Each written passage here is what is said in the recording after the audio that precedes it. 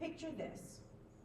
A Mishnah, a rabbinic teaching from a 3rd century legal compendium, speaks of an ancient pilgrimage ritual when hundreds of thousands of people would ascend to the Temple Mount in Jerusalem, the focal point of Jewish religious and political life in the ancient world.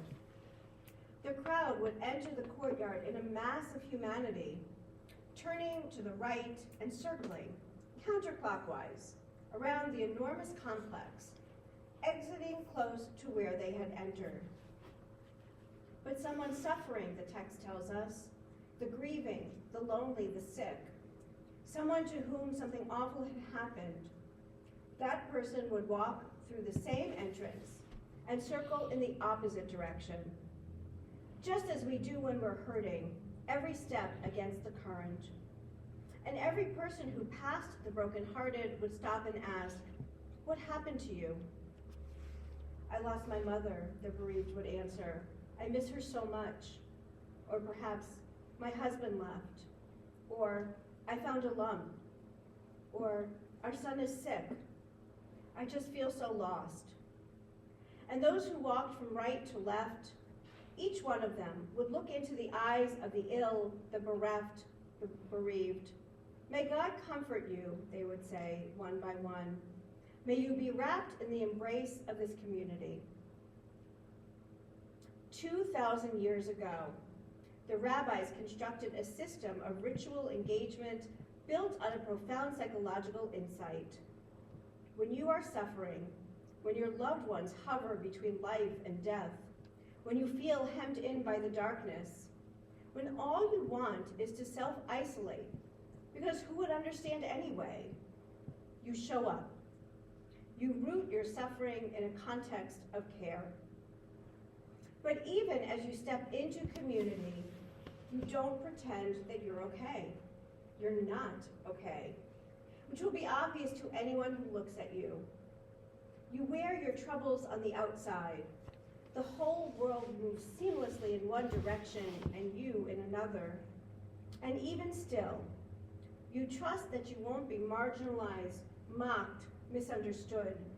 In this place, you will be held, even at the ragged edge of life. On this Yom Kippur, as we sit together in the sanctuary, some physically present, others joining us on Zoom or in spirit, I want to speak about one of the most profound acts of teshuvah, of return and repair available to us. It's not complicated theology or elaborate ritual. It's something Rabbi Sharon Brous calls in her powerful book, The Amen Effect, the simple yet revolutionary act of showing up. You show up for the celebration and you show up for the funeral. Err on the side of presence, Brous writes. On this day of atonement, as we examine our souls and seek to mend what is broken, I invite us to consider how the sacred act of presence, truly showing up for one another, connects directly to the deepest themes of Yom Kippur.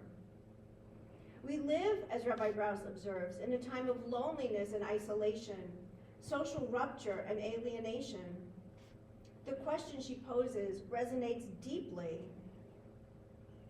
with the themes of this holy day. What will it take to mend our broken hearts and rebuild our society? The Talmud teaches us that when we examine our deeds during these days of awe, we're not just looking at our individual actions, but at how we exist in relationship with others. The ancient confessions we recite, the Ashamnu and the Alchet, are written in the plural. We have sinned, we say, not I have sinned. Even our most personal spiritual reckoning recognizes that we are fundamentally interconnected.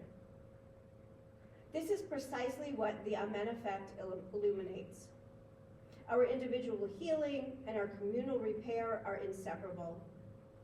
As Rabbi Brous argues, the spiritual work of our time is countercultural yet instinctual. To find our way to one another in celebration, in sorrow, and in solidarity. She continues, that very human longing for connection in our most intimate relationships, in community, with strangers, perhaps with God, is what I call the Amen Effect. This ancient wisdom speaks to us.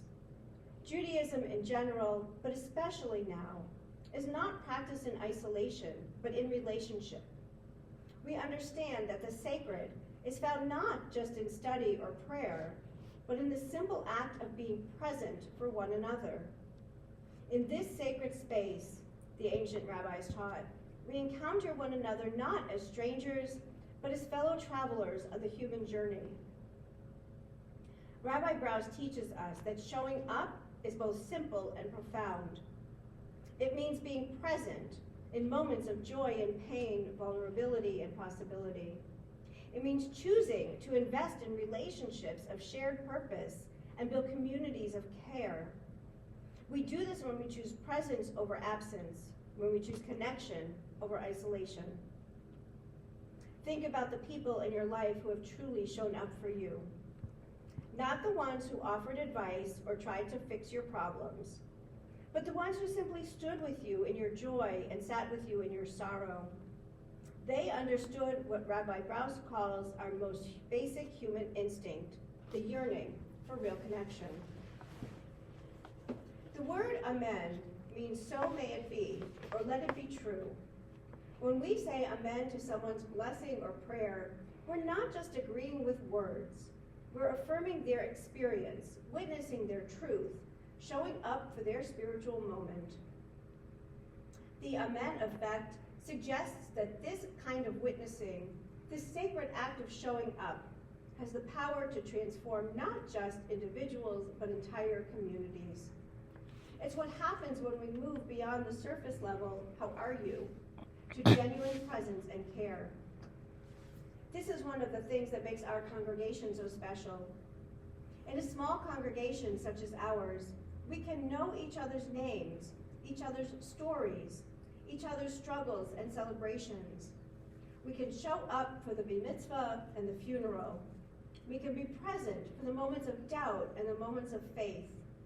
In a world that tells us to scroll past, to look away, to stay in our own lanes, choosing to show up for one another is a radical act. Rabbi Brous writes, at its core, is a firmly held belief that we who hold a dream of building a different kind of society must begin by building a different kind of community.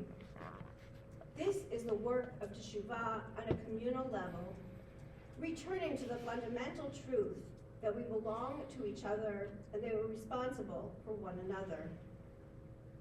And that extends to our larger community as well. When we show up for our neighbors experiencing food insecurity, when we stand with those facing discrimination, when we create space for all who seek connection to Jewish life, as our mission states, we are practicing the amen effect. We are saying amen to human dignity, amen to justice, amen to the possibility of repair.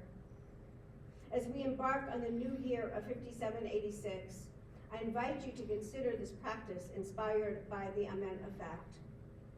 Think of someone in your life, perhaps a loved one, a neighbor or friend, someone in our Congregation Shalom family who needs your presence. Not your advice, not your solutions, just your showing up. Maybe they're celebrating something wonderful and need witnesses to their joy. Maybe they're struggling and need companions in their sorrow.